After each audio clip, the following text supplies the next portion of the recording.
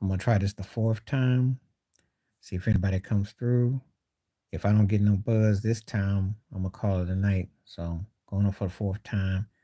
Give it about 10 minutes to see if anybody comes through. I don't know if it's the systems or whatnot. Sometimes they do a notification to let people know that I'm on. Sometimes they're not.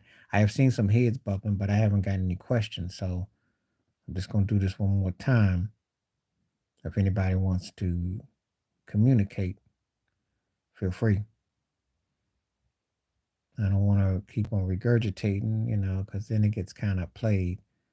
But let's just say I addressed the Larry Bird, Isaiah Thomas, uh, Reggie Miller interview. And again, if someone comes through, I will definitely do Q&A, and I will touch on a few topics. Hope everybody's having a good Sunday, though. Hope everything was cool. Depends on where you are, what you're doing, how warm you are. So be here for a minute.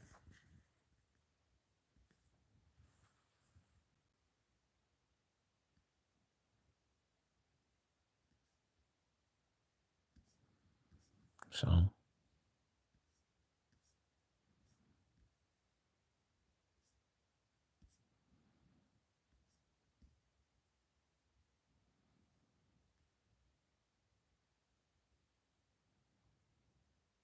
hmm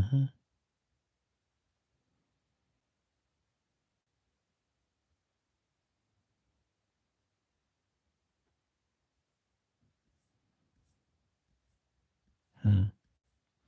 So just waiting to see if anybody comes through.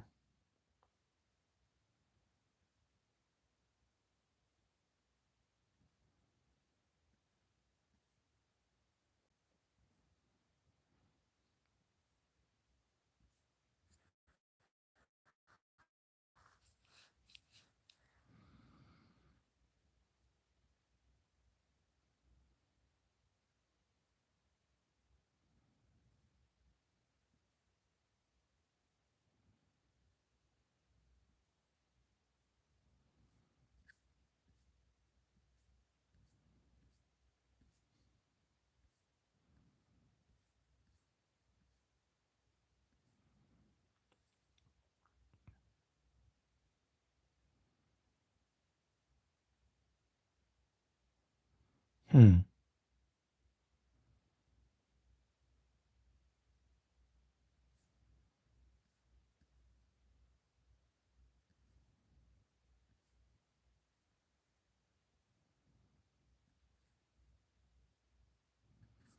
Let's see.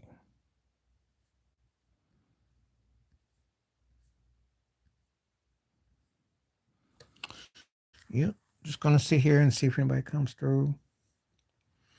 See what's going on.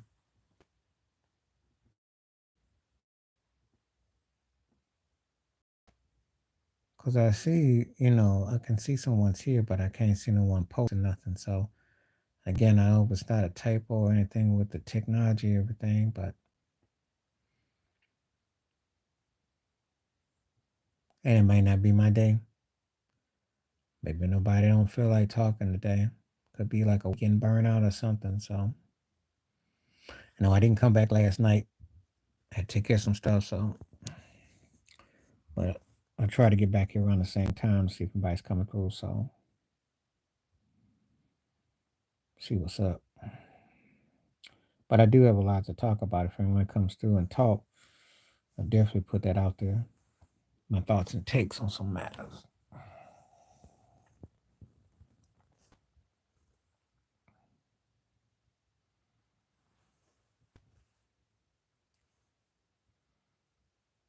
Just staying comfortable.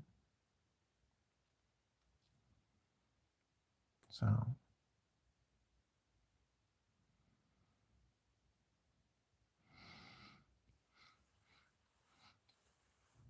mm. See somebody just stuck their head back. So I just want to see if somebody come through. A lot of peekaboo, but no conversation. So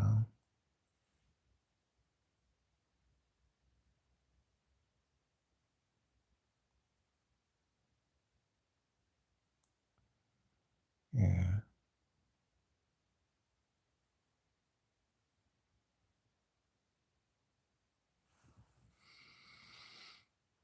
I'll give it a few minutes.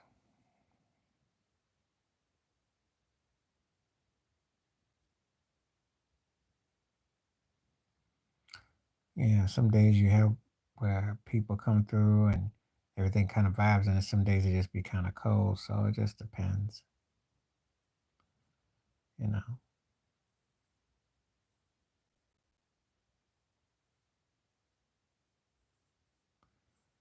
So I never know what's going on with the channels and stuff. But I let it be known that I am live and in talking. So just reading some stuff in the background that's made the news, entertainment purposes. Because we like to be entertained and we like to talk about things and see what's happening. So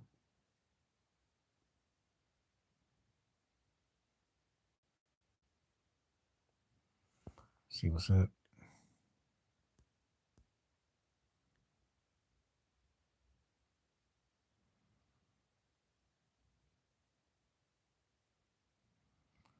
Yeah.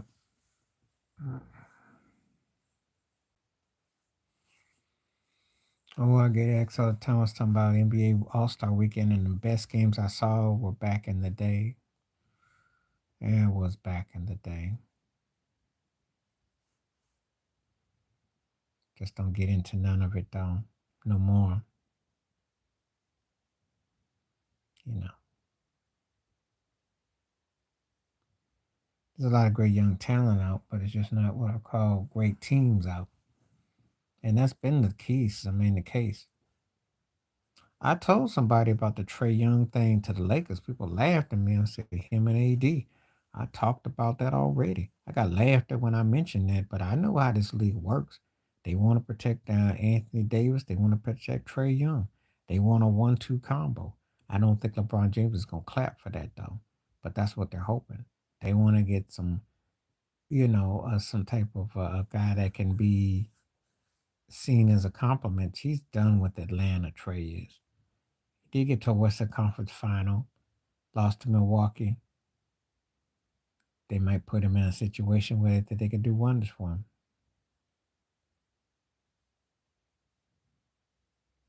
So jury's still out on that. We will see. We will see what happens with that. But I'm not surprised about Trey Young going to the Lakers. Not at all. Not at all. Rumors about Kirk Cousins going to Atlanta football. That's not a surprise. He's going to be a sought after free agent. You know why I don't know, but I do know. But you know he'll definitely get some attention.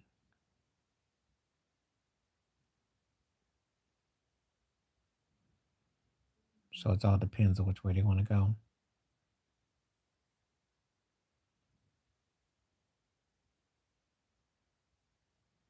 But yeah.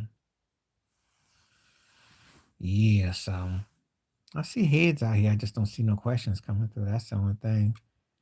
I don't know. See more people coming through. I just wish the questions would come through. That way we can, go from here to there. See one light. Interesting. Well, guess I'll just keep talking. Maybe somebody will come through and ask me a question. Um, Pretty laid back day though. This whole thing with George Carl and Carmelo Anthony was hilarious. George Carl need to let it go. It's like he needs to let that back part of his hair go. It's wild.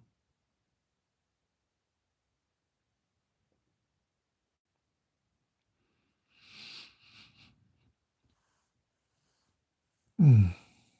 They still talking. Kurt Warner was saying that McDuffie, the cornerback, should have been the MVP of the Super Bowl. I was laughing. I'm like, come on, man.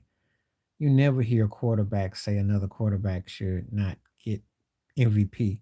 But again, this is more because of the Mahomes effect. Mahomes is winning at such an alarming rate. These guys can't possibly keep up, and he's distorting what they thought. So it's they just don't know how to respond to him. Again, he's the elephant in the room. I saw his wife, and I think Taylor donated some money to to the victims in that shooting. So yeah, I'm glad to see that. That's embarrassing. You can't have a Super Bowl parade and people act crazy. Not cool at all. Not cool at all. Sad commentary.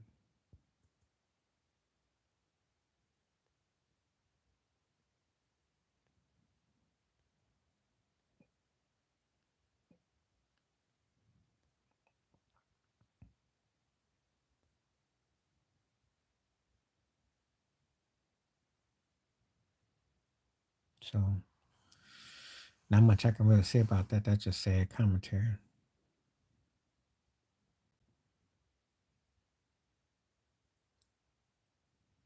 Hmm.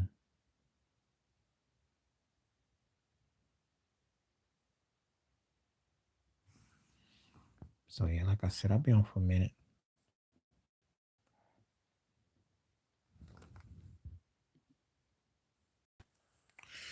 Wait and see if anybody throws a question up. Hopefully tomorrow night will come back. People will have questions directly. Because I tend to like it when I can get some Q&A. I have to, I was thinking about different things off the top, and there's a lot that goes on, but I'd like to sense the rhythm where people would, bring the Q&A though.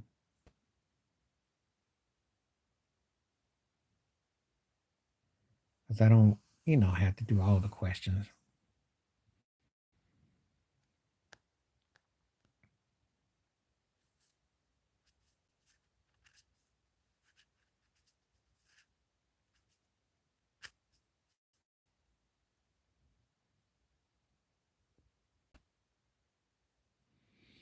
Just sitting there thinking. Hmm.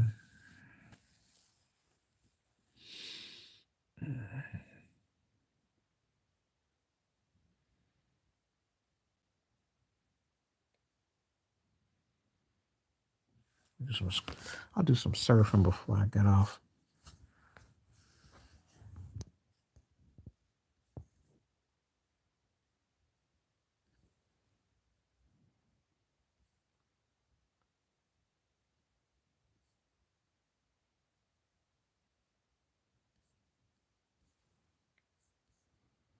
Mm-hmm.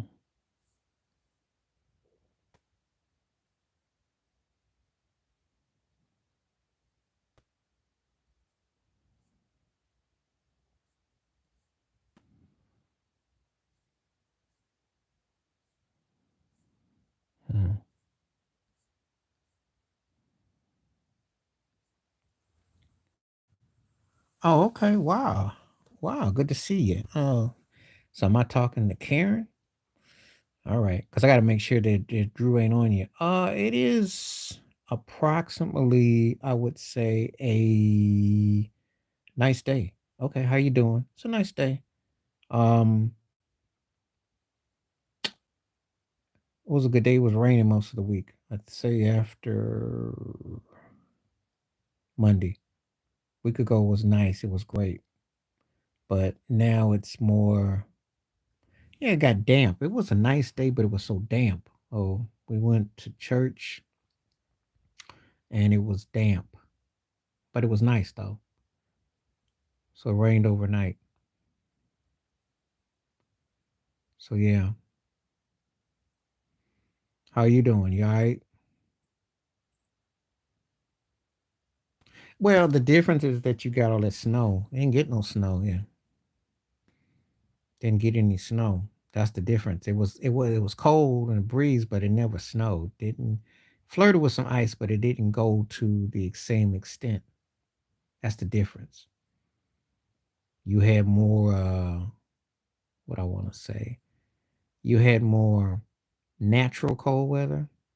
You had more just cold, but don't have the Canadian front. So that's the difference. Like that air filter from BC. That's the difference. So Yeah, well, I'm on here for a minute, and I'm gonna be here. I like coming on here. I come here around this time throughout the week because it's people usually come through and we have conversations. What's up with Drew?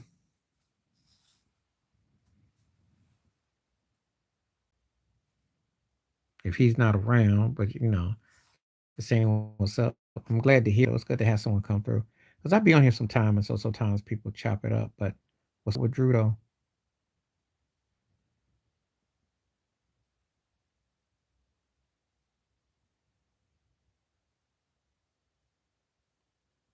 Oh, okay, okay. You up for talking tonight, or you gonna be low key? Okay, yeah. Let me know if you want to talk about some stuff. Haven't talked to the Super Bowl, the halftime show, the whole nine. So yeah. Okay. Had a long night, probably real cold. Hmm. Who's taking a nap? Talking about Drew or Karen?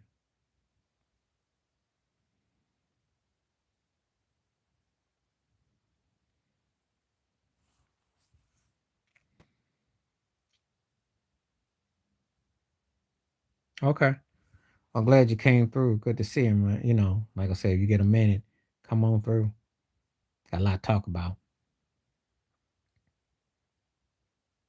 Hearing some rumblings about the Bills too. So, but yeah, always glad when people come through though. Good to have the conversation. Hmm.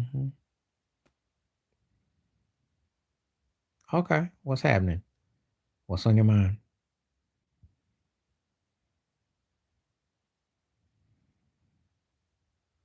I got a lot of heads out here, but ain't not a lot of people talking. Really? Okay, that's good to be missed. I guess it's better to be missed than yeah.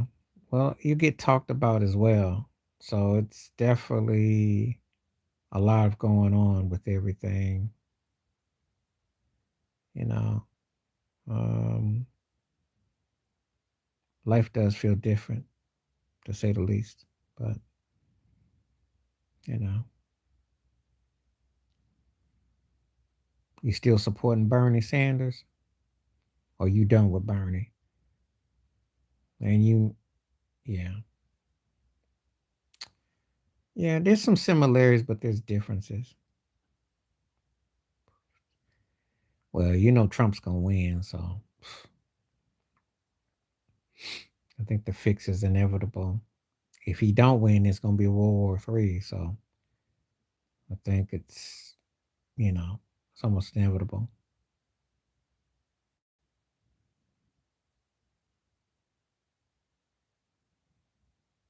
Yep, the fix is in. They know what they want.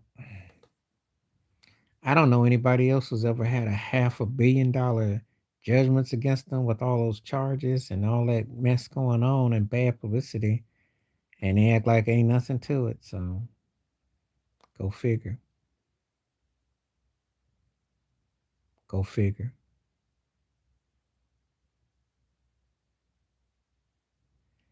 I didn't never do it. I mean, you know, last time honestly I thought about it was probably in the 90s. I just didn't really even think about it because I know the fix was just so shady. And the thing about it is that um, it hasn't really been beneficial with anything.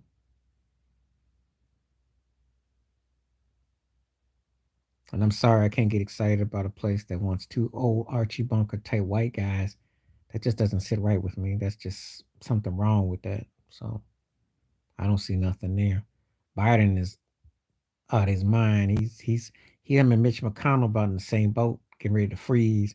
Trump ain't that far behind, and he be breaking laws and stuff. So I'm like, how do you get excited about this? This is all you can come up with, you know?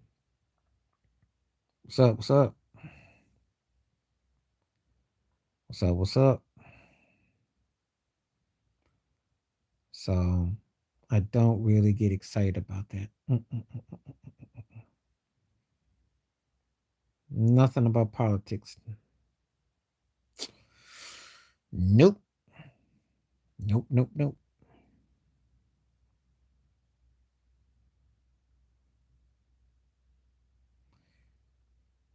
Yeah, well, I expected that. I mean, that's why I said I did the video and I said I wasn't going to touch it. Don't even ask me because I'm not even going to pay attention to any of that mess. But I did like the Larry Bird, Isaiah Thomas, Reggie Miller interview. I got inspired to cut a video about it, but I got nothing to say about the actual participation. Steph Curry was in a catch 22. He won, but what did he win? And I don't care about the skills contest was a joke. Anthony Edwards shooting left. I saw that mess. I thought, oh God, I saw the little low lights. I'm like, oh, this is just deplorable. It's just a bad joke. But I feel that way about the NBA on the whole. You can't even pay me to watch a whole game anymore. Just don't feel it.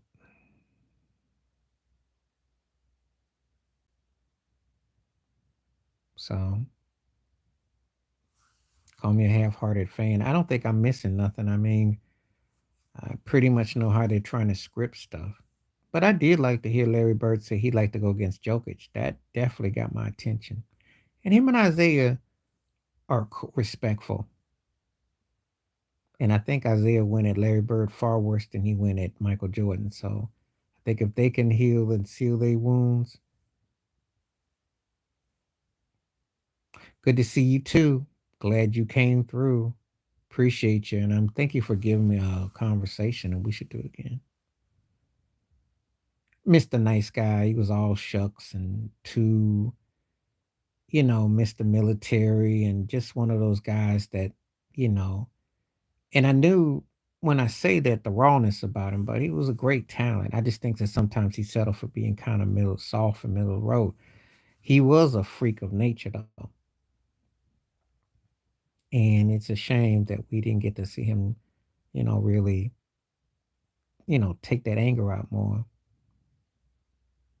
you know, because he's one of those guys that he is great, but we didn't kind of forgot it.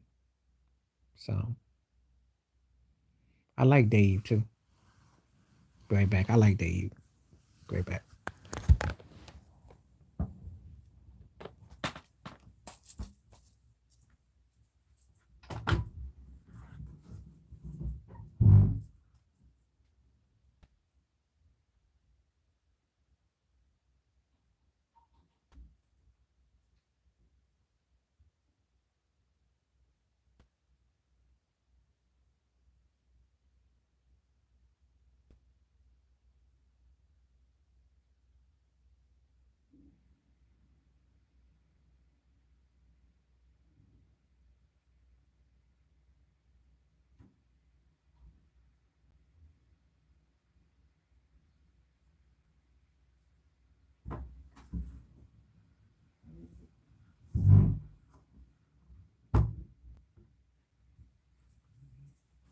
Get your butt comfortable.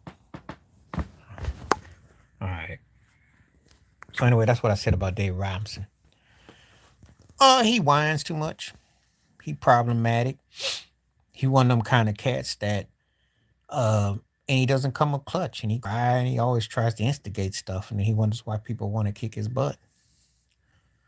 He's jive. I'm not the biggest CP3 fan. I mean, sometimes they want to say he's top five. I'm like, oh, what? He ain't never come through in the clutch. He puts up efficient numbers and stuff, but he's gotten outplayed bad in the postseason. You know, I wish he had a Steve Nash type of situation because then I could justify it maybe, but he frustrating. So that's my pet peeve. There's a lot of with him.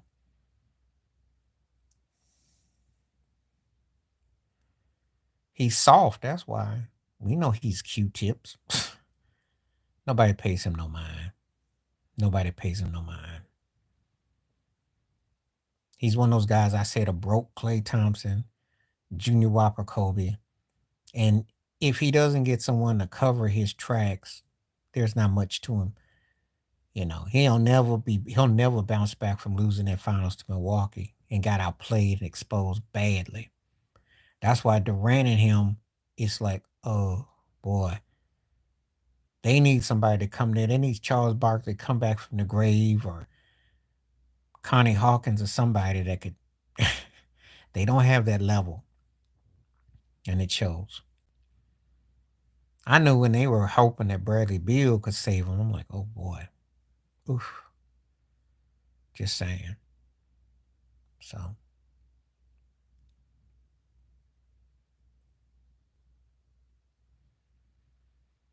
but thank you for clarifying about All Star Saturday being a joke. I think that I don't really have much because I like his game a lot. He doesn't really upset me. Uh, I think that because I think he be playing. I think he trolls a lot. I think he downplays his significance. But I can't really. Uh, the team responds to him, so I can't really say anything bad about Joke. Joke don't really. Joke don't really offend me. He's like a machine. So give me time with him.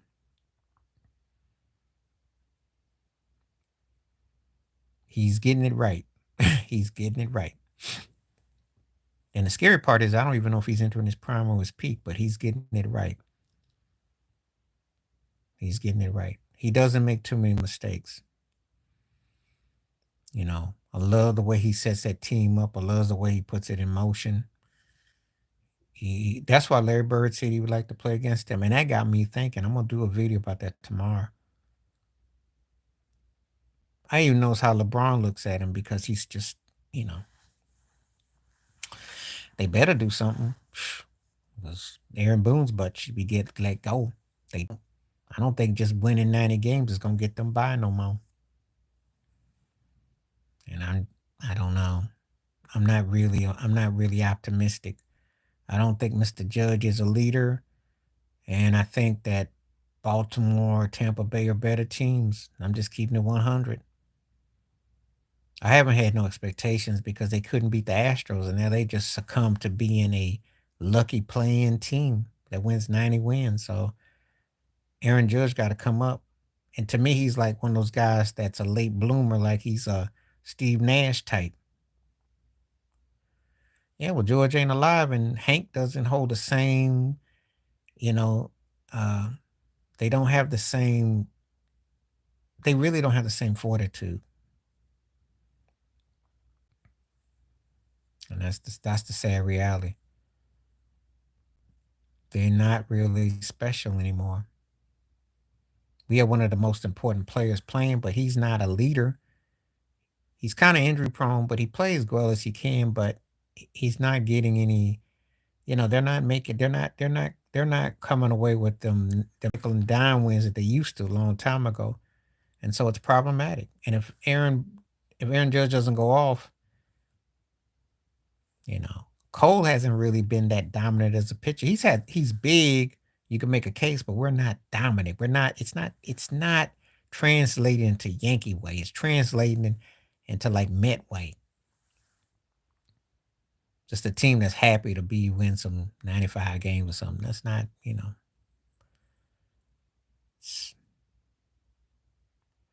Well, I knew he was older. It's just that he was a late bloomer with his bat came around. But he was a late bloomer as far as he got. And so, but he's not a leader though. He's not that dude. And they need somebody who can get on the base and create havoc, and they don't have that. They don't have those little things that make them a dynamic team. So therefore, they're relying on hoping that he comes up with everything he does. I don't really even care until we get to late September or October because I'm not taking none of it serious. But I'm not really feeling what I'm seeing with them. After they lost to Houston the last time, it's like, yeah, y'all ever gonna beat Houston? So, I mean, I'm pulling for them, but I don't have no expectations. I don't. It's been a long time since I thought, okay, they could do it. And 2009 seems like really like a last century almost the way they're playing. Baseball? if they win another ring. They won 2 in the last. I mean, you could almost make a case. You could say, yeah, you could kinda, you could, you could, you could, you could, you could. I mean, they have been the team to beat, and you know Texas got them, but remember, Houston's been the team you had to get through the last what 8 9 years. So yeah, I could, yeah. I wouldn't argue against you because I did the difference in baseball dynasty. It's even though the Yankees did the three what they did and all that. Baseball's a different animal. If you are in the show and you win a ring or two, and you're like, it's part of the mix and you stay consistent for like that time period, I have to call you a dynasty because teams got to go through you to beat you. Yeah, yeah, for sure. But again, baseball is such a different juggernaut with what they actually make a case for a ring. Rings don't really sway you. I'd say yes, because it would help them in the postseason more. But I can't say rings make a case for you in baseball. They don't. Rings in baseball don't carry the same weight. They just don't. No one is ever going to put Yogi Berra above Babe Ruth or Jeter. Just a fact. And countless other greats. So it doesn't really carry that kind of weight. We don't talk about baseball and rings like that. We talk about the teams. We don't talk about baseball and rings. Think about it. If I'm lying, stop me because no one sat around and think, oh, Rich Jackson three-peated with Oakland and back to back with the Yankees. It's because he was Mr. October and he hit them home runs against Don Sutton. He hit those 3 consecutive home run pitches. That's what was remembered, and it made everything else for. It wasn't because of so.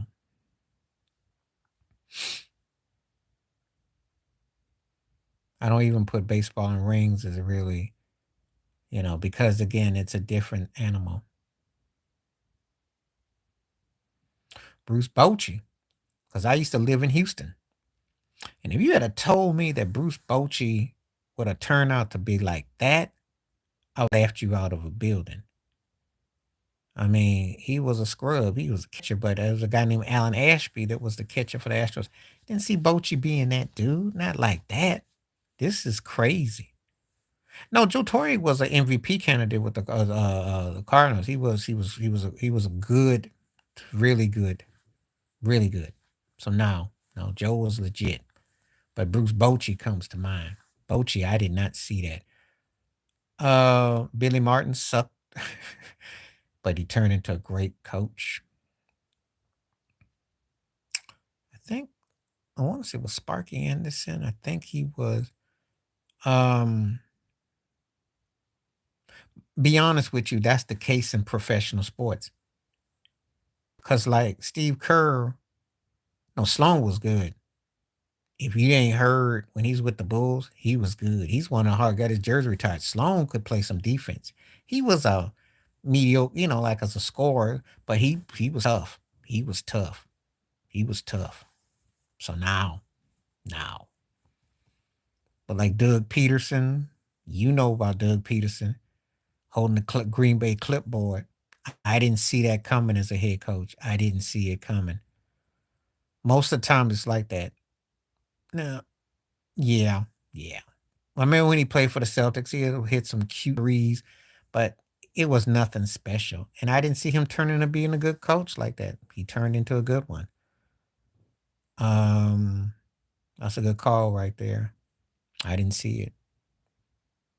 I didn't think Danny Ainge was going to be a GM like that. Like that,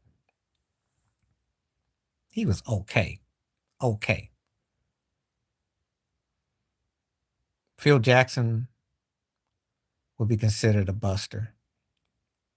Yeah, yeah. See, and a lot of them are white, because usually it doesn't happen with brothers. I'm just saying, we can go down the line. Yeah, I don't really talk about. I did a video. I did my response about that whole thing with Carmelo and Detlef today, and I laughed. I laughed. He can call Carmelo overrated, but he can't say Detlef Shrimp was better than him. I'll let him take a shot on Melo because Melo got it coming, but That left shrimp was not in Melo's league.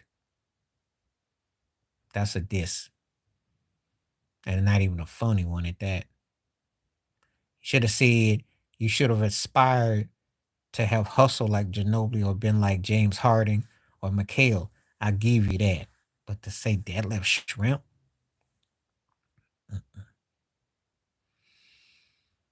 But yeah, there's a lot of those guys that fall in that line. I mean, I'm missing some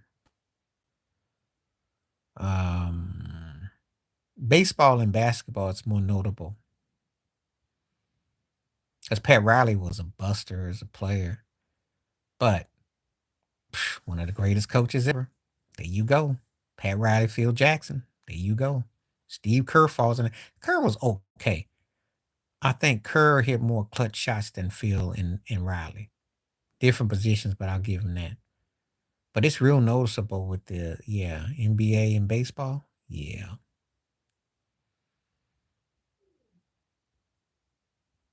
But Lou Piniella was a good baseball player and a solid, good manager. So Dusty Baker was really good and then a great manager. So there you go. I have to think about certain people. Torrey was a had a good player and then turned into a great manager. Don Mattingly, I'll say, very good player. His career was cut short. I liked Ozzy. He was feisty. Um, to call him a bum is to mean that he could have been great. Well, as a manager, okay, so what are you talking about? As a player or as a manager? Clarify, verify.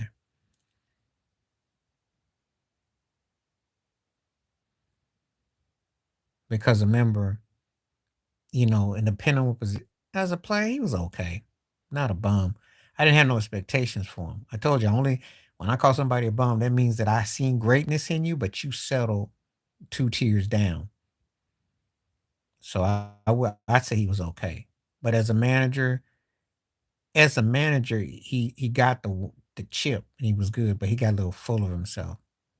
So actually, okay as a player, bum as a manager. Because I'm gonna tell you why. Because he went to Miami and he was still trying to talk smack to Frank Thomas and still act all swing. And then he ended up running himself out the league because he just like he lost it. He should have been a great manager. So yeah, thank you. But not as a player, he was okay. But as a manager, he turned because he went from a ring to becoming a clown. So that's how I feel. So good call. I had to do a reassessment on that because I didn't like how it ended. Yeah, because Frank needed money, and so Ken Williams, the black general manager at the time, they trying to corner Frank, and they made it into a, I don't know. He was talking. He talked real ugly about him. Frank, Frank be jiving a lot, so I know there was something going on with the money or something. I don't know what Frank was going on with, but he basically aired him out, talked trash. Or Ozzy talked trash about Jay Mariotti.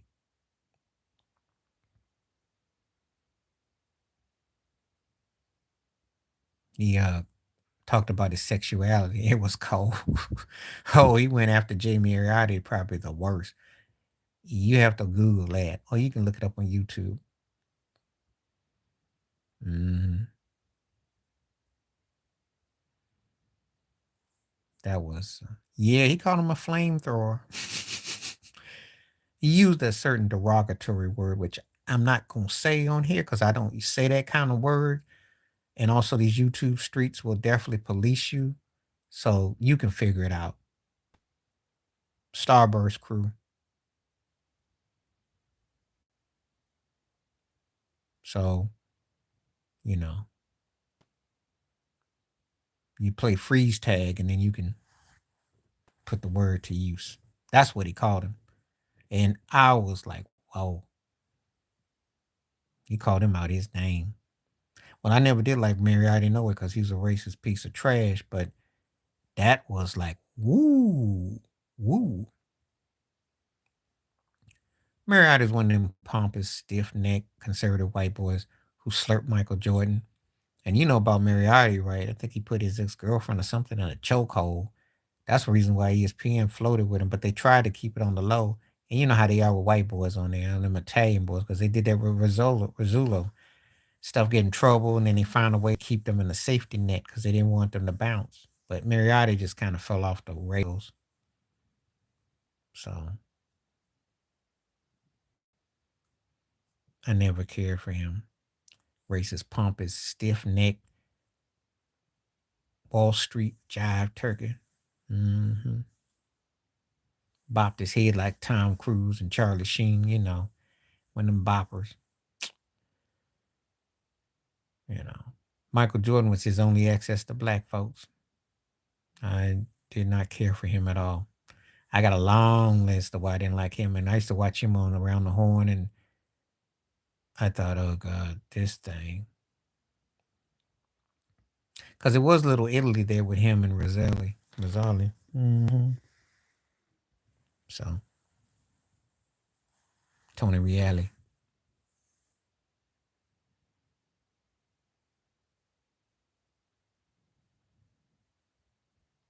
Yeah, well, because Reali used to always let him win all the time, and Pazone and all that. I used to watch all that. I was watching all that. Hmm They, they was definitely Guido in it. There was a lot of Guido, and I couldn't stand it because he would win all the time, and he slurped Michael Jordan. I remember Prince did the when he was doing a impromptu, and Mariotti tried to come up to him and ask him a question. Prince just turned his guitar on and played real loud. And you can see the footage. It was when Chicago played Indy in the Super Bowl, and Prince just and he said, "I didn't know he was like that and how he played like that." I said, "You ain't really been on a lot of black folks, man, Jay Mariotti." But anyway, and I think that's right before he got his foot dug deeper in his behind because he was putting that old taste, putting that slap down on a girl. He got in trouble and stuff. I never could see. He was like a broke Jim Rome too.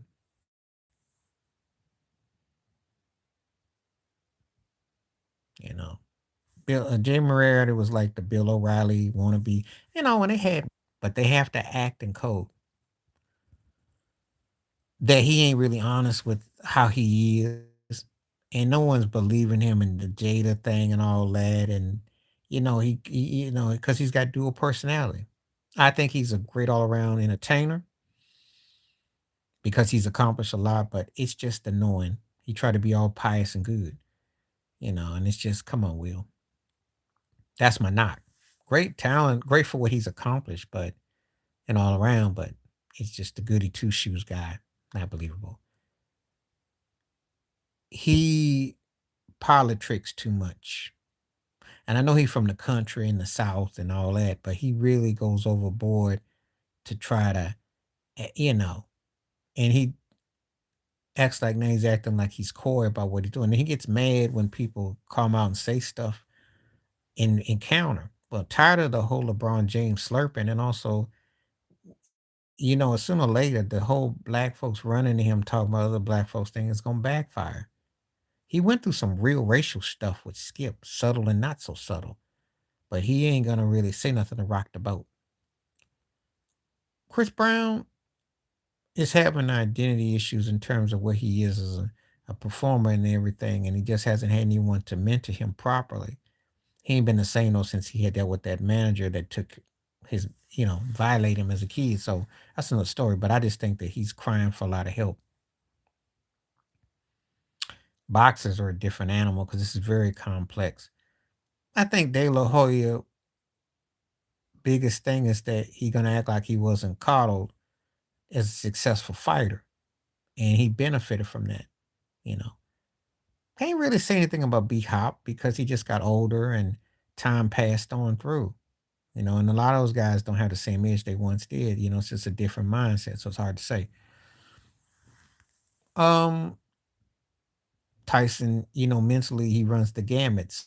So again, it's just hot and cold, but that's part of who he is. So I can't really call it a pet peeve because he's vulnerable like we all are. you know, and the fact that he's still alive and he didn't self-destruct, which when it was definitely there, there was something that could have definitely the forces could have taken him out. So I got nothing to say about Mike in that regard. We're thankful that he's still alive, all things considered. Flaws, yes, but and you talk about can't really say a pet peeve because he states how he feels, and sometimes he just don't feel like dealing with folks. Sometimes he do. Mayweather, that he know he can make money doing whatever how he want, and I've never seen another fighter or an athlete who can really pretty much dictate their thing, and he knows it, you know. But he acts like he's also political. He throws me for a curve with that, but he plays the game. Jerry Rice just not being vocal about where he stood with his, situation with Rice. I mean, with Montana Young, basically, and speaking on certain things. That's really basically it. You know, that aspect. Ray Lewis is a complicated case because it's one of those situations. What do you really want him to say? He did his work on the field, and he had his moments.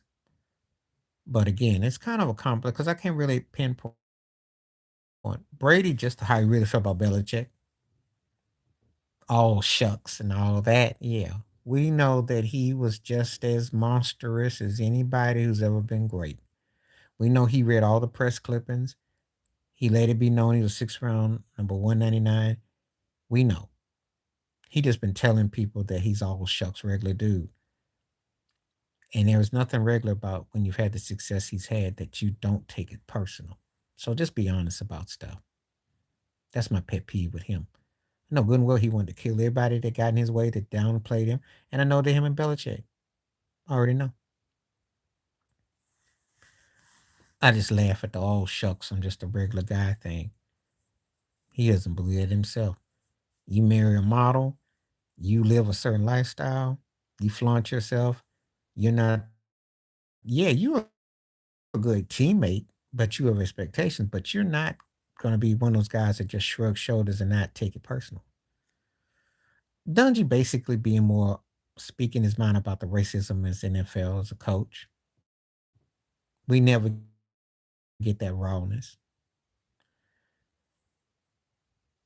Jim Kelly, I can't really say I got anything against Jim because he did, how he was. I never really, I know he was arrogant and he had a call him like that. Breeze needs to come correct about how he is racially. Don't be tap dancing. You said what you meant about your grandfather and you underachieved too, as a quarterback. You need to come correct with that. Cam, I watch his show. I watch his show. I watch him. He's compelling because he's actually now with the media thing, he's got some interesting takes. He was right about what he said about game managers and game planners. I just think that he probably would come out and say, hey, they don't treat black quarterbacks the same way.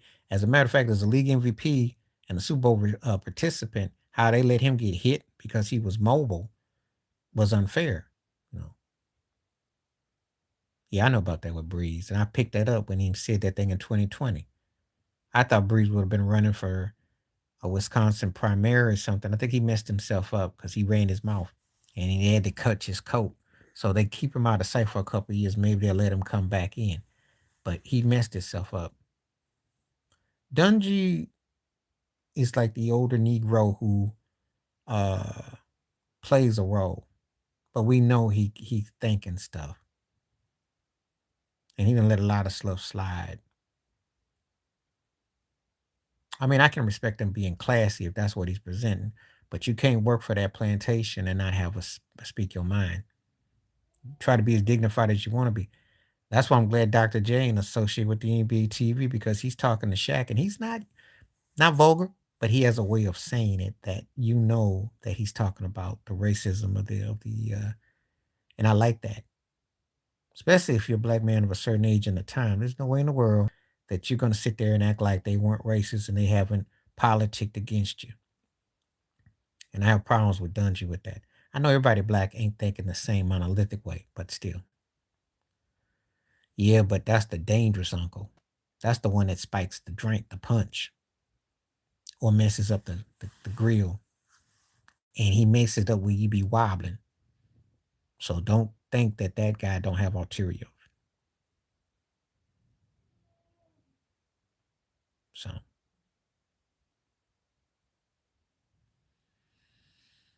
but I respect him as a coach. He was a great coach, and he showed he could coach, and I have respect for him.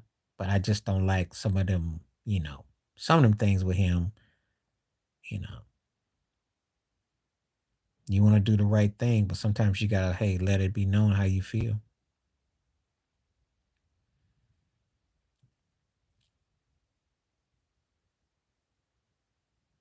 So,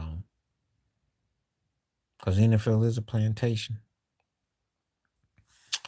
and I haven't said otherwise. Never will.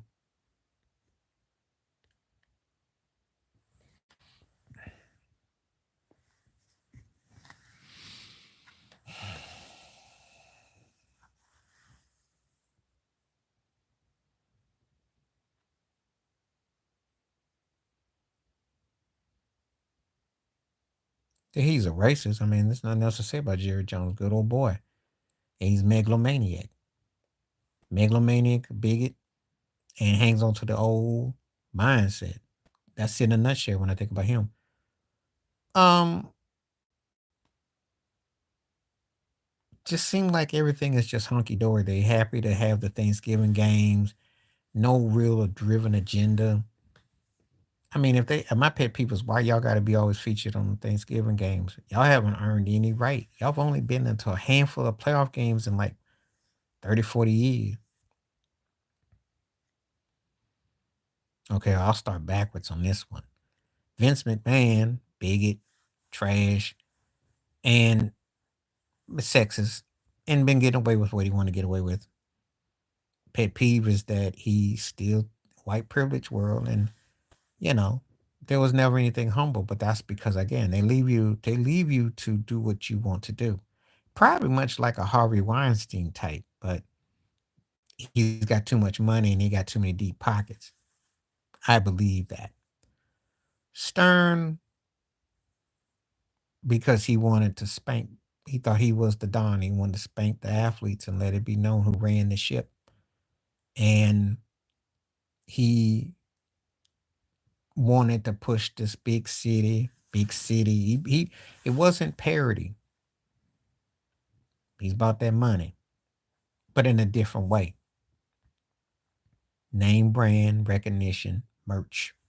He pushed the agenda. Silver comes off passive, soft, docile. But he learned from Stern. Don't let the sweet taste fool you. Steinbrenner was cold hearted, low key bigot, and yet, that was my pet peeve with him. And yet, as much as he was quick to draw the trigger, he watched things to an extent. But his ego got the best of him a lot of times. Silic was a fakery on, just like these commit. He act like he didn't know nothing, glasses all fogged up. Oh, I can't believe this. Pet peeve was that he was in denial. He licensed Major League Baseball to say chicks dig the long ball. Had two of the best pitchers ever in Greg Maddux. Yes, he was. Greg Maddux and Tom Glavine with Mark McGuire. I'll never. So Bud Selig is full of it. Can't be talking about Barry Bonds or talk about Hank Aaron, my friend, all that when you knowingly, bad joke. Denzel, I think it's because he comes off mysterious. Like he's so wise, and sometimes you think that that's how it always is. And he game plays. You know, he's slick with it though. New York cat all the way. He's a made man in terms of his talent, etc. One of the greatest actors of period, what have you. But it's a real slick thing that he do.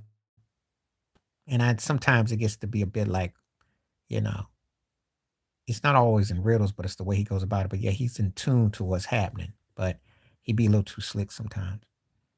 That's how you know he's an actor. But then also you kind of like read between the lines. So, but I don't think he loves his craft and he loves his what he's gotten accomplished from it. But at the same time, he always says his next work is his best because he doesn't like to sleep with what he has to do. But that's what's gotten him where he's gotten. If I made any sense, yeah. Oh yeah, he was, and Winfield had the lawsuits and everything against him. And Reggie Jackson went through stuff too. That's why Billy Martin was using the racist tirades and all that stuff was, you know. But again, Steinbrenner came around at a time they allowed that. He did that today, they might take ownership from him. And he did get convicted of a felony or something, but that didn't work against him. So Steinbrenner had the money, you know. So just saying. And believe me, if you're racist towards a great player, you know what it's like. I just think sometimes she really wants to win awards. And I think that she kind of fronts and she plays the game. She knows she's been robbed. Ain't gonna tip that boat. He plays the game. He when he talks about his father, sometimes he goes into it, but he's careful because he knows where his bread is buttered. But again, like I said, them Hollywood Muslim types, they act, they play that game. They're never gonna come out and say, oh, what they really had to do to sacrifice, because if they did, they wouldn't be working again. That's the truth. That it's a compound. Because what's all this Wonderlic testing and all this other crap? You know, some of these guys are pure athletes. They're either going to make it or they're not. And teams pretty much know what they want. It's just a lot of modeling. It's just an auction. It's like Kaepernick said, it ain't nothing but an auction. You know, doesn't really hold weight because a lot of times they already know what they want. So I don't really hold it in high regard. I don't hold it in high regard at all.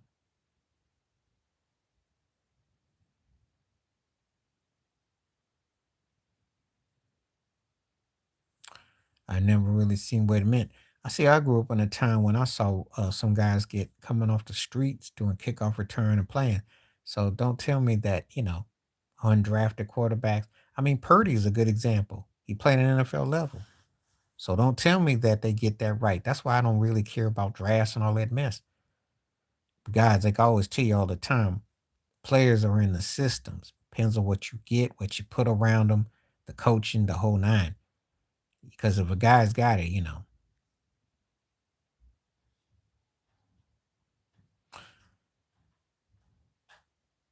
they use that against them, and also they just want to convert them to running backs. They want to convert them to receivers. They want to safeties, defensive backs. So anything when you're black, if they can use it against you. Let me put it to you like this: if Lamar Jackson didn't have that Heisman Trophy, he wouldn't be a quarterback in the NFL. I said that, and I'm talking about 2018. I'm not talking about 1918, 28, 38, 48, 58, 68, 78, 88, or 98. I'm talking about 2018. He don't have that Heisman Trophy. He don't be a quarterback. Because Bill Polian, ain't no one ever shut Bill Polian's mouth up. Some things you just can see for yourself. Some things you just see as common sense. So I'm just keeping it 100. And I saw enough of it growing up, so I know. Yeah, well, it's a job. See, once you get past the romanticism of the bright lights and the logos, it is a job. And they will do that against you. That's why it's an open plantation. People don't look at entertainment, sports, and music, and they don't think that. Well, that does carry weight. That carries weight. But he was poised. He was a disciplined type of quarterback. I could see him being drafted because he wasn't lucid, and he wasn't like loose. So I could see him being drafted. Poised, because if Tony Romo had Dak Prescott's poise and Dak Prescott had Tony Romo's adventure, think about it. Sometimes these guys just don't have what the others got, and it shows, and that's what's up. So, you know,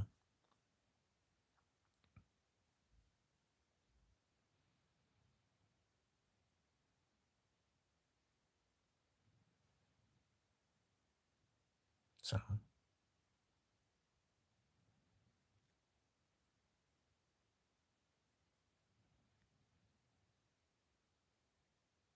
same thing like that. It's just like Dwayne Wade came out and said, "Ain't nothing but an auction." It is. Um, Guys go run court. You see pluses and minuses,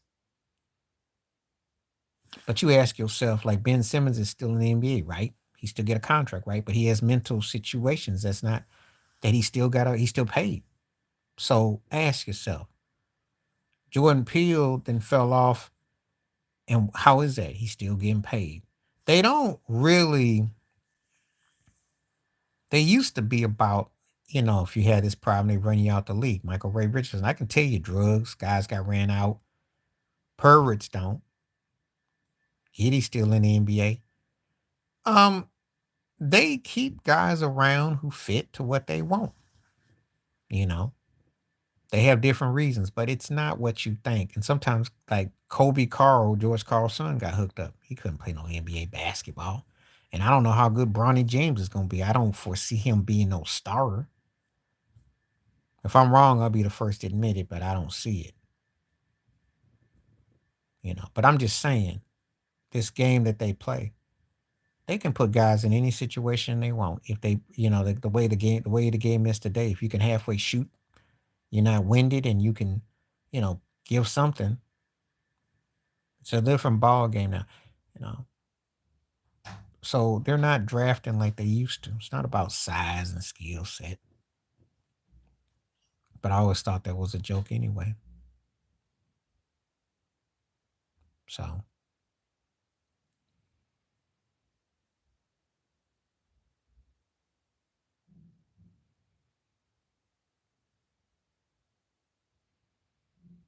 I don't really care about it.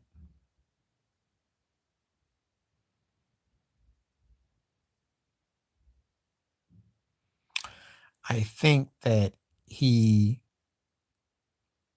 my biggest pet peeve with him is that he's getting this extended time.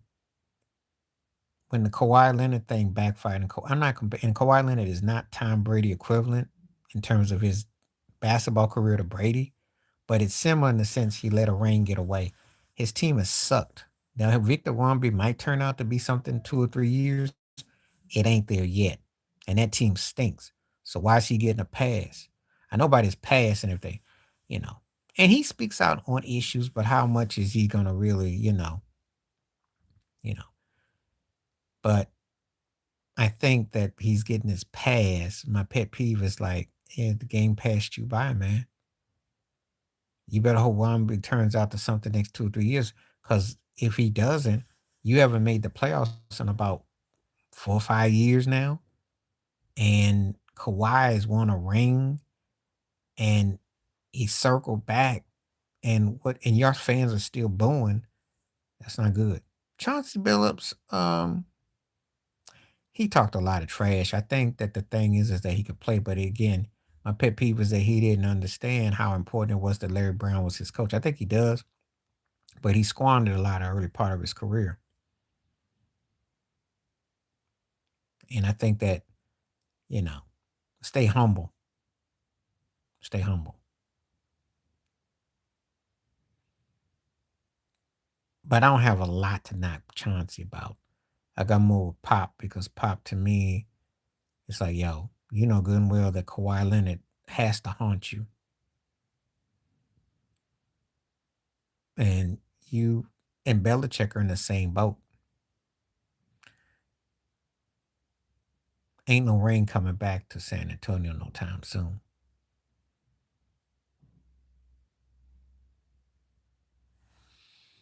That's my thoughts.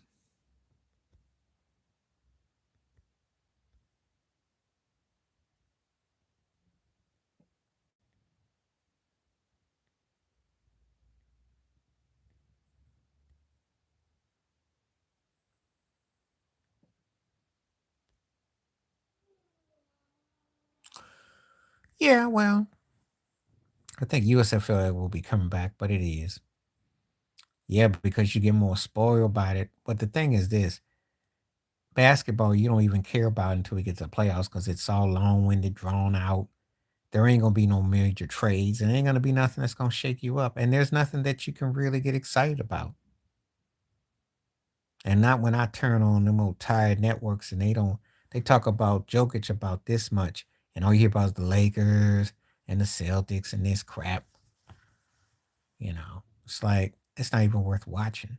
They don't realize they haven't dealt with any real people because they're so programmed to just give you the same minutia about what LeBron's thinking, what's he doing, that it's embarrassing.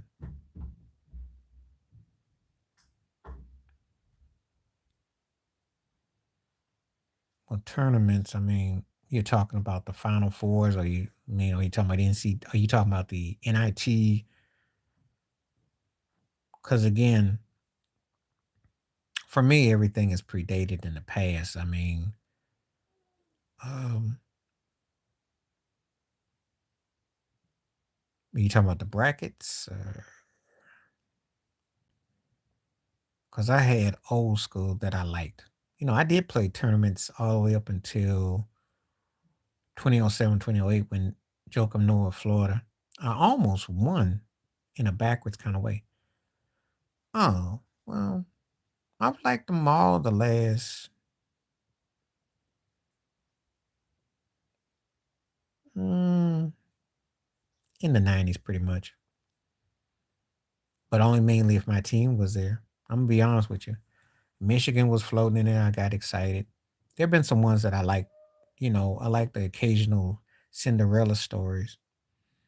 But I told you before, most of it ended for me 30 years ago. I did do the tournament thing in the OOs because I had a former coworker, and I think it was with when Noah with Florida, now Hartford, and you know, but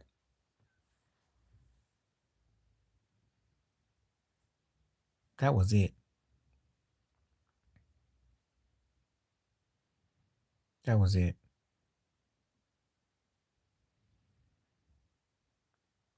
So I try not to. Funny story about that. Since you went there, I had I was working in a factory. I had a $20 bet for Michigan. We had to do a secret pool of who you picked. I picked Michigan, of course. I was like, oh boy. So if I had a won the pool and we had a won, I would have racked out with about $200-300. But that moment against UNC and then they lost. That's how close I was. I had picked the team and the situation. Just didn't win. Um, well, I go with my, I mean, Dean Smith, Wooden, Acknowledge Shashesky, Pat Summit, um, um, Tarkanian, Guy Lewis, um, Fab Five era coach. I'm not thinking right now that I liked his coaching style. Yeah, Luke Olson was tight. Um, I respected Jim Valvano, Jimmy V. I respect for him. Riley Missamino, Coach Thompson, of course, Coach Thompson, Cheney, Carla Perry, Patino. You know, I respect all the ones. Izzo got love. Begrudgingly, Bobby Knight, begrudgingly. But he won. So, you know.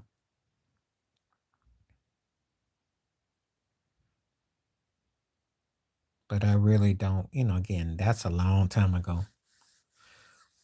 Or what's gonna call it?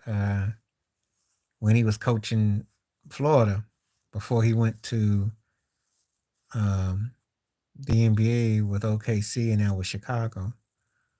Yeah. So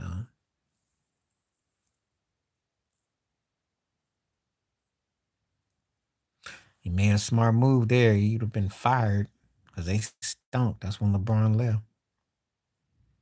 So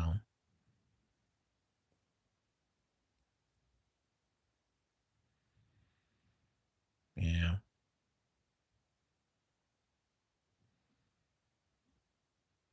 but I like Izzo though.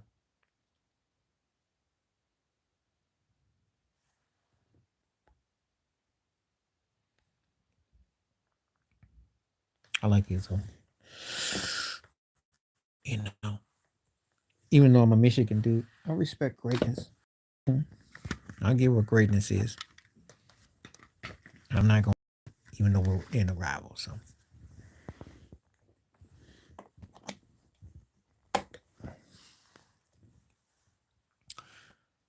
he's more subtle with it, but I give him his due as a coach. Again, you asking me who I was, you didn't ask me what I thought about them personally. See, I have to separate the two. But as a coach, he won. It does kind of have like a Hitler vibe with his hairdo and his vibe, but he won. So, and he did have that pervy vibe about Beyonce because that's the one time he looked like he went 12 years old. I never forget that interview he was talking about her, like his toes curled up. I was like, oh Lord.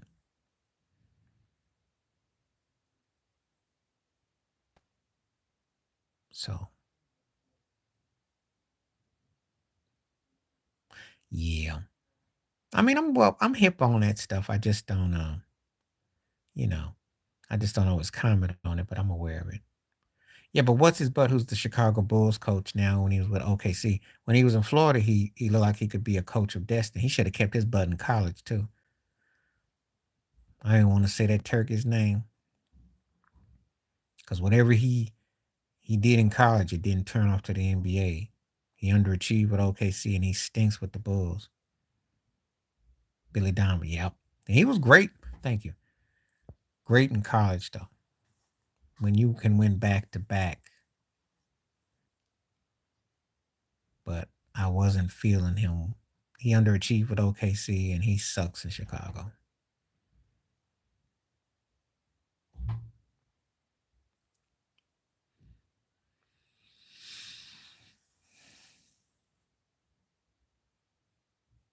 So I think T said he remembered.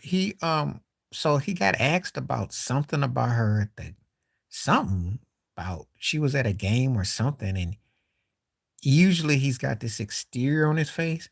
All of a sudden he's like, ooh. And it's like his wife could have had like a plate and could have just smashed his face on the cue because he just was like in a trance. And he got real. He started, if you remember in Do the Right Thing, if you ever seen Do the Right Thing, when Sal and Mookie's sister comes in and he gets all excited to make, I'm gonna make you a pizza. And he gets like just the lust, the whole transformation just gets like, and that's how he got about Beyonce. And he had this big old look on his face.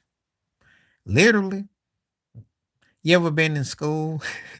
You ever been in the classroom and this fine girl be in front of you and teacher asks you to come to the blackboard and like zero, I'll take a F for the day. Can't get up, take a zero. Like you wearing some shorts or you wearing something that makes your, and you're like, and you're just like in a, that's how that was. And I was cracking up. And he was really out of character, but yeah. So, hmm I remember when he was like all in a trance about Beyonce. So it was on ESPN. They had like some live thing or something, and yeah, he got all animated. He just was all in it. And he was like lost in the sauce. He wouldn't get that way about Taylor Swift though.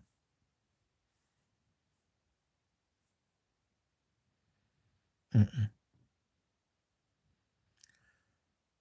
But Coach K tries to be hip, and I mean, he gets around. I think they wanted to offer him the Lakers gig too.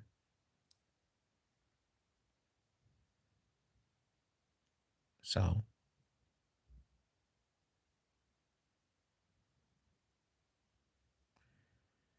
LeBron's got fans in different sports, and Ric Flair is um, they do. I mean, it's real. It's not make believe in that regard. You know, people love LeBron like that. Some do, some don't. It depends on who you ask. I don't really see. I see too many people that are trying to take a camp, and it just seems contrived. They selling this narrative of him being the second greatest player ever, and they all in unison. They all want you to chip and clap and cheer. So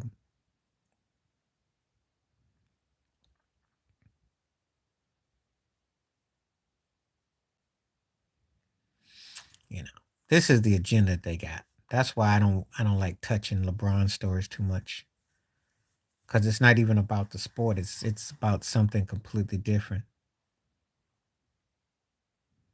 Yeah, that's okay. He's the only one that belongs in it if you're gonna pick anyone, and he wants to, but he knows that that's as close as he'll ever touch to anything with Kobe. He'll never win people over in LA. And that's one of the reasons why I had no problem with him not coming to the service or coming to this or that, because he'll never get that right, because he doesn't he's at a stage in his career he just ain't gonna measure. And he's in a different type of player, different mindset, but it's also the time of his career too. You know, I mean, he'll never measure, as far as I'm concerned, with any of the all-time great Lakers. None of them. The impact is definitely different. You know, so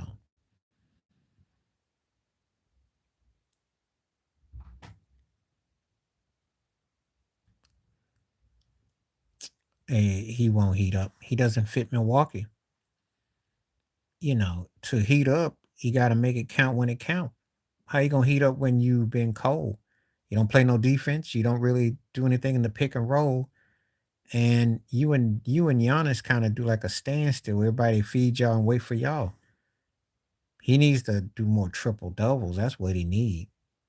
I think if Dame could give you like 16, 10, and 10, get his Jason Kidd on with an occasional 20, but he's trying to score too much and yeah, play some defense. He got to figure out a way to do other things.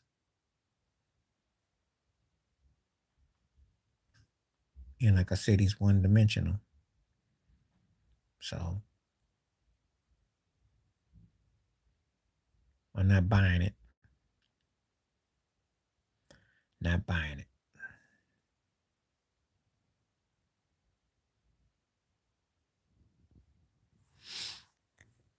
But that's why Milwaukee's not getting any respect across media. Well, you had said that to me yesterday, and I told you I can, because he never was a superstar. He was a guy that scored a lot of points, but a superstar is supposed to be in contention to win a championship. He's supposed to have been in more than one Western Conference Finals, which he was horrible in. Draymond Green was a better guard than him in that Western Conference Final in 2019. If you don't believe me, look at the video. He choked all 4 games, had leads in all the games. He's considered a superstar because they picked him in the 75 greatest, or because he's got Dame time, because he shoots and makes all. But what is Dame? What has he done? What has he done? He's basically a better version of Trey Young in hindsight. Basically, that's it.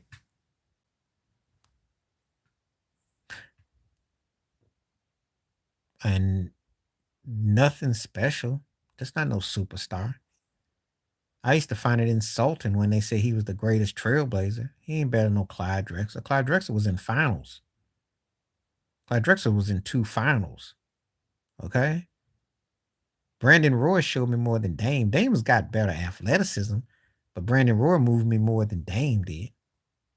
Bill Walton was a better player than Dame.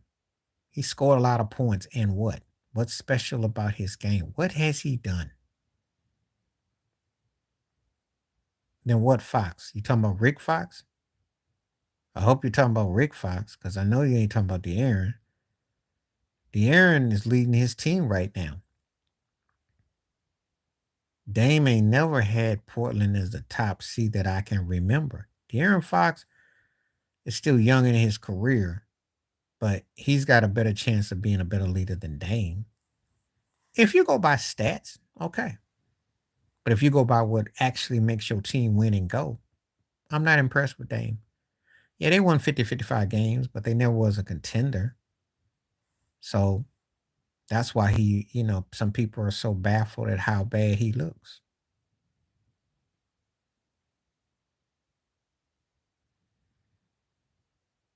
But we just gonna have to disagree about Dame Lillard. I saw it coming. I'm glad Miami didn't waste it. I knew it was coming because he ain't that dude. He ain't that dude. He got a lot of people fooled because he can shoot them long threes and he's hit some shots in the playoffs, but he ain't never amounted to nothing when it count.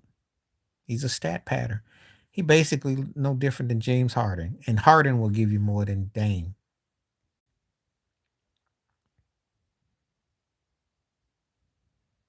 So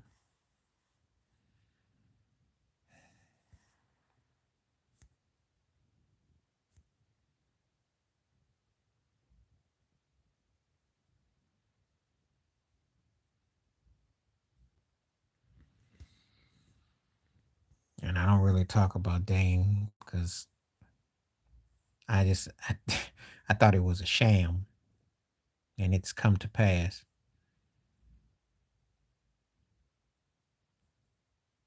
You know, he getting outplayed. He don't play no defense. We're in an era where we play zone defense, and he can't even get covered in the zone. I mean, it's just not a good look.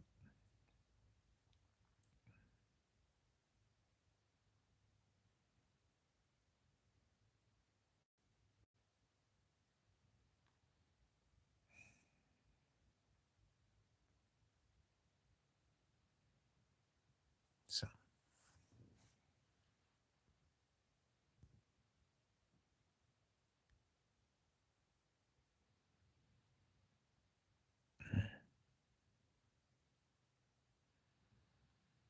I hope somebody. Okay, so feel free to throw some more out there because talking about Dame is a sore subject, and I really ain't got much more to say about him. You ask me now, I take De'Aaron Fox over him. I would. I think De'Aaron Fox plays with Giannis. They do better. I'll say that. I think Dame would go to Sacramento and stat pad, and they might win 48 games. De'Aaron Fox with Giannis, I'd make that trade if I could pull that mess off. But if Sacramento's gullible enough to do something, they ain't gonna be that dumb. Nobody wants Dame. Nobody wants Dame.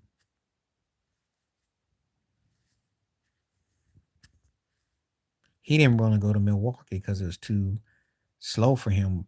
But Giannis appealed to him because of the type of player he is. But they're finding it out. There ain't much to him. So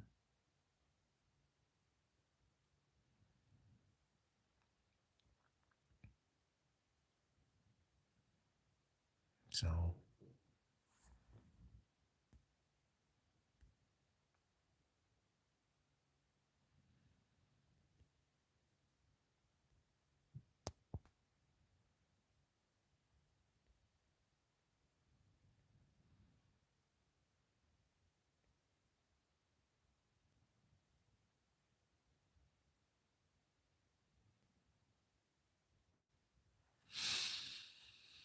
okay. We'll give people a few more minutes. It's like everybody kind of disappeared again. So give it a few more minutes.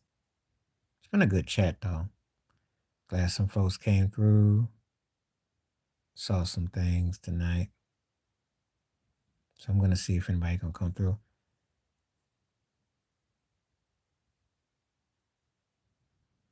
Got lively here for a moment, then it kind of cooled off. What you mean Fox is okay? You don't like De'Aaron Fox? I like him better than I do Dame. I think that the problem is that Sabonis and him. Oh, I don't know. Is it blank now or is it back on? Let me know. I don't know because I got my systems coming, so let me know. Okay, good. Sorry about that. That's in the system. I don't know. It's all in the wiring. I like Fox. I might be in the minority with him. I like him. I mean, he's young in his career, so Dame hit some big shots early in his career. But if I'm going past 2019, what's Dame done? Nothing. First round casualty to lottery to where he's at now. So if I go 2020 to now, Dame has not showed nothing.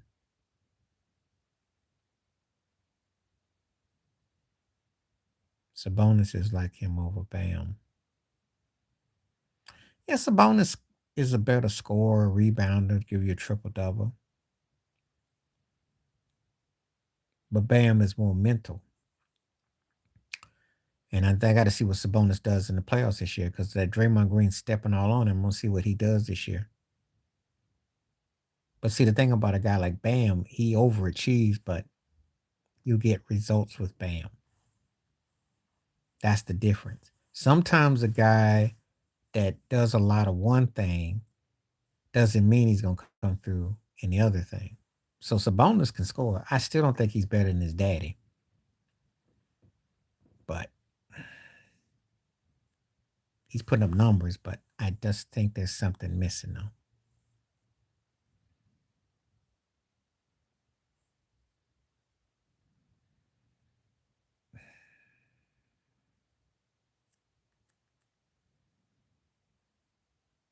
Yeah, he just doesn't score a point. It's just that you can have a high IQ, but you have to be able to facilitate on different levels. It's asking you, and sometimes you have to be able to maneuver that and go for the rhythm.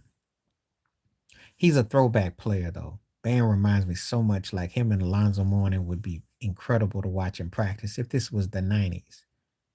This ain't the 90s though. Gotta have a jump shot, gotta have a 3-point ball, gotta speed the rock up. They went against Denver, they got caught being too small, and they couldn't facilitate enough opportunities. So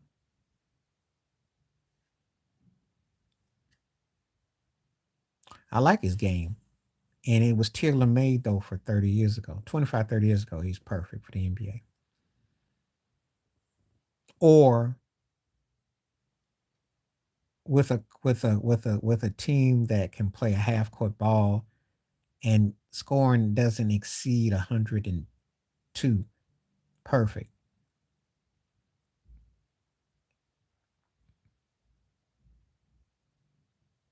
That's my knock against Bam. But it's not all his fault. It's just that that's where we are.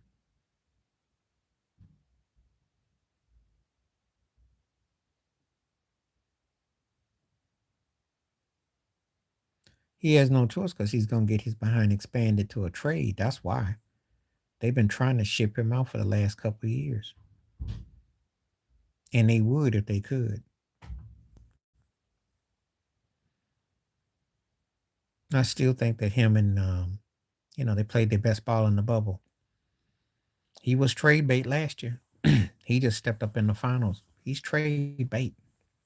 He got in the doghouse with Spo. So, you know,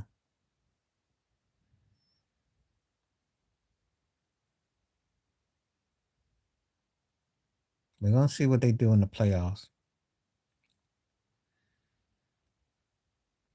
Let's see it like this. They riding a thin, thin line. Because if they don't go too far, I expect major flips. On offense, he has a tendency, which he did when Braun and Wade and Bosch were there. He loses groove. And sometimes with his rotations, he was slow on the trigger. And offensively, he got lured. Defensively, he kept everything pretty much fresh and spot on. But the offensive calling, there was things that he definitely was frustrating. That's my biggest pet peeve with him is on offense. He'll either fall in love with something or he don't make that switch. And I think that's the one thing that gets him caught up sometimes. It's on the offense, not the defense. And they had to adjust to the Golden State way and shooting more threes and doing a lot of stuff that they're not comfortable with. That's why I've said, and I'm going to say this again, they don't have that X factor on offense that would make this thing, you know, they still play Miami Heat basketball, but they don't have that offensive force. You got to remember something. When you lose Dwayne Wade, Bosh, and LeBron, and a Ray Allen, I mean, come on now. They're not going to recover from that per se. They had a feisty squad. They have gone to 2 finals in the last few years, and that's nothing to hold your head down. But they don't have that alpha score, offensive juggernaut. Butler ain't it. Bam ain't it. Well, Mike Malone likes to troll, but I can't really find any fault with him. You know, the Nuggets are their Nuggets are kind of like no nonsense. Kind of remind me of like the Spurs, so he's got some of that pop in him, type of vibe. Um, Ty Lue's got that around the way thing, and sometimes he kind of, he presents it, but it's a fine line that you have to know how to balance. I got to give it to him though. The Clippers are looking great. Um, Everybody seems to be pretty much content. There's a balance there. You said you couldn't have Russell Westbrook and James Harden on the same team. So ego is being checked. So I can't find a lot of fault with him. Now we're going to see if it manifests into something deeper come June. Get back to me come postseason. So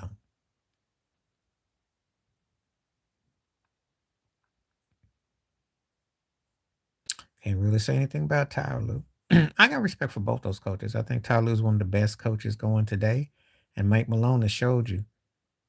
And I think they're gonna make some noise. And same thing with Spo. My thing is offense with that, but they're three of the best coaches. So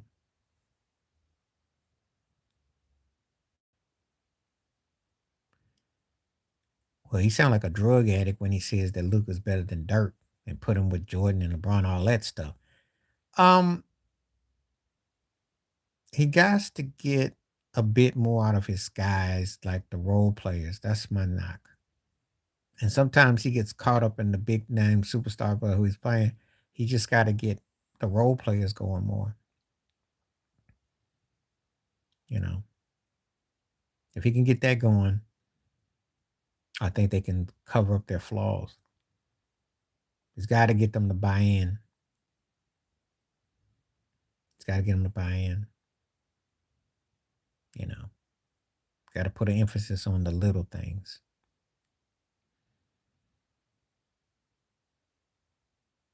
So, to make this a successful trip, he has to get his role players to step up. Can't depend on be so heavy handed on Luca and Kyrie and all that. Role players is going to be huge for them. So that's my only knock against him, really. But that's a big knock. We'll do it.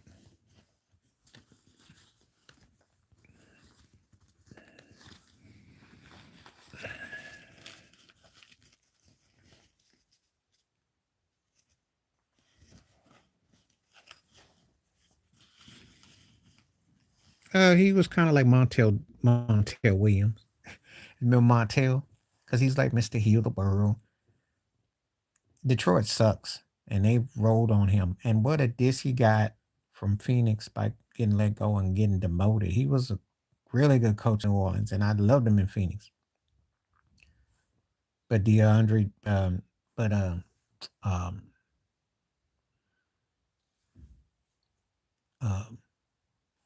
everything that happened in Phoenix because of not finishing up the chip.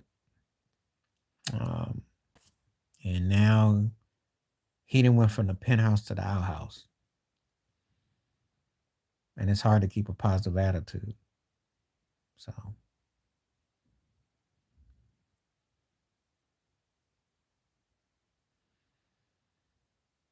I think sometimes he likes to talk down on some folks. I think that's the biggest thing with Walton. And he gets himself trying to talk too deeply, I think, I really do. Nothing against Alice English. Nothing. Uh Drexler only kind of delusional that he was as talented in spurts as Jordan, but mentally it wasn't there. And sometimes you just got to be honest. You didn't cohesively put that thing like it should have been. Great talent was there, but the mental execution wasn't. My Walton is just that he just basically sometimes like to hear himself talk, and he says some off the wall things, and I don't even he believes the half of it. He spoke some truths about the NBA, but then he tries to cover it. And he did use his white privilege to hook up Luke Walton. That's the elephant in the room too. Oh yeah, because should Luke gotten all them coaching jobs and all that other stuff, but he had hookup. So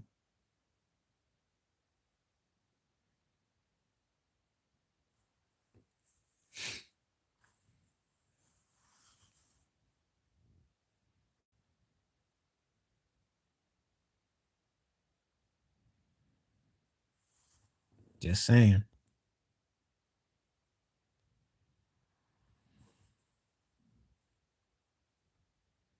Grant was all shucks type of dude. Sometimes that can wear on your nerves. There was a scenery that some people perception of soft or how he was. And that may be a pet peeve where he played into this good role. Starks was I got nothing to say about Starks. Starks overachieved. He was Kurt Warner before Kurt Warner minus the ring, but you think about it, bagging groceries, end up playing for the Knicks and had the respect. Um, Iverson, I think because he wore that chip on his shoulder like he hadn't made it, still tried to play a street role. And you can't really do that when you start to make the kind of money and the lifestyle. It's kind of like the rapper who still talk about like it's kind of like what Jay Z still talking about selling drugs on Marcy's projects, but you have made it. So you still looking for street cred? No, no. The living room? Okay. So you're still looking for street cred. So it's not believable. Sorry. I don't believe the hype.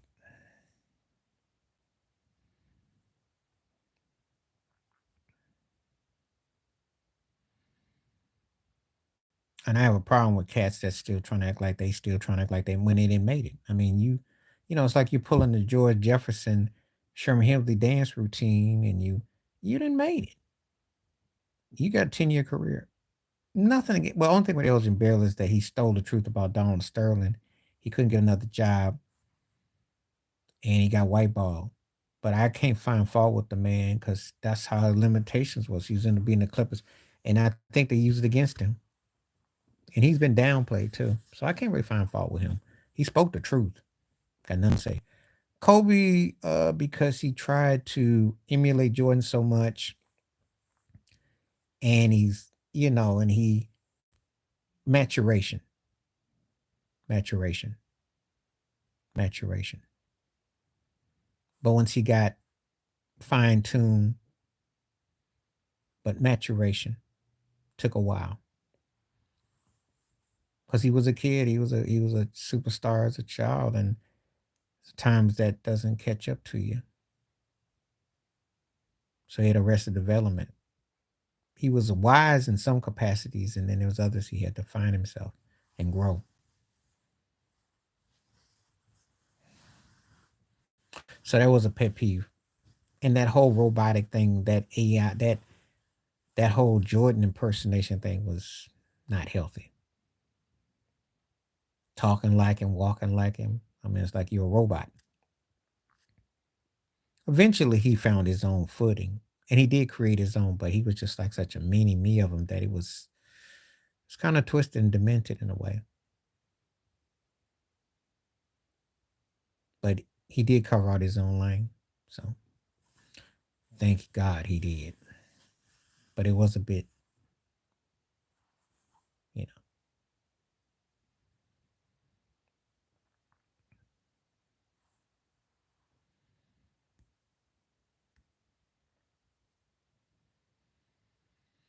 I'm gonna get ready to go get me something to eat, so I might try to get back. If I don't, I'll be back tomorrow. But it's been great chopping it up. I gotta get this hot meal. And this is a good topic too, so this will keep the names coming. Okay, I'll do Doug McDermott before I go. McDermott, that he gets seduced by Josh Allen. That he's seemed like he's overwhelmed.